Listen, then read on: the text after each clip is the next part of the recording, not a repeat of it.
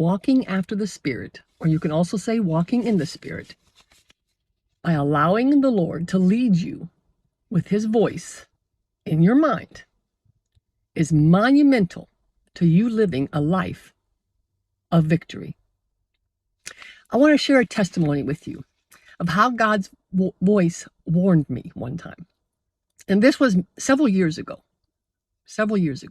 One morning I was listening to my iPhone, probably a YouTube video, while walking on the treadmill.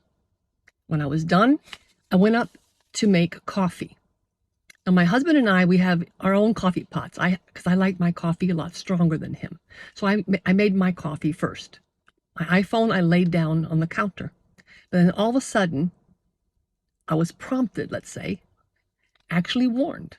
I didn't know it was a warning, but it was a prompting to take my iPhone and put it in my office. And then I came out and I made my husband's coffee. But when I poured the water into his coffee, I don't know what happened. Water came gushing out of that coffee pot all over the counter, all over the floor. Immediately, my mind went to that iPhone. That iPhone would have been soaked with water. And that was all those years ago when the iPhones couldn't handle water, so to speak, right? So that was actually a warning from God that I didn't even know. So I want to encourage you to pay attention to these promptings in your heart, because they also can be warnings from God.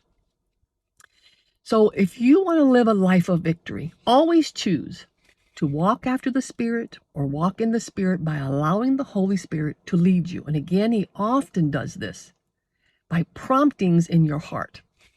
Sometimes I actually hear a voice. I'll hear it's my voice in my mind, but like I said, I say several times, God's voice will be spontaneous thoughts coming into your mind, seemingly thoughts that come out of nowhere. But the promptings are a little different. You just kind of feel it. You don't hear anything, right? So to live a life of victory, you always choose to walk after the Spirit by allowing the Holy Spirit to lead you. Allow him to tell you what is right or wrong for you. Allow him to make decisions for you. Galatians 2:20-21 says, I am crucified with Christ. Nevertheless, I live, yet not I, but Christ liveth in me. And the life which I now live in the flesh, I live by the faith of the Son of God, who loved me and gave himself for me. I do not frustrate the grace of God, for if righteousness came by the law, then Christ is dead in vain, right? When you walk after the Spirit, allowing the Holy Spirit to lead you, you are allowing Jesus to live his perfect life through you. This is the new creation in you, God living inside of man.